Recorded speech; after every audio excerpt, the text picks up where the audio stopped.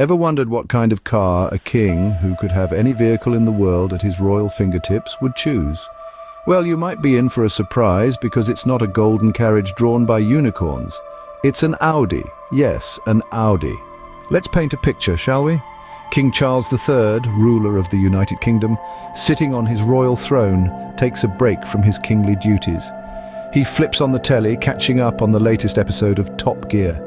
As he sips his afternoon tea, he's drawn to the four-ringed emblem of an Audi, a car brand that's as common as fish and chips in Britain.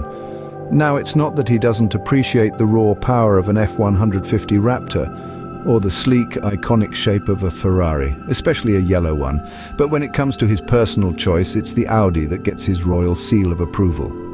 Why, you ask? Well, it could be due to his fond memories of his father's Fiat Tempra.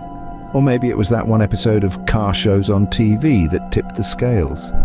But the truth is, no one really knows.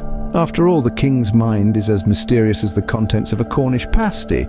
So, next time you're stuck in traffic, look around. That bloke in the Audi next to you, it could be a king in disguise, or maybe just a bloke who shares a taste in cars with royalty, and thus ends our tale. Remember, whether you're a king, a queen, or just a commoner like the rest of us, the car you drive doesn't define you. But if it's an Audi, you're in regal company. Here's a thought to leave you with. What do you call a king who loves Audis? Carlos.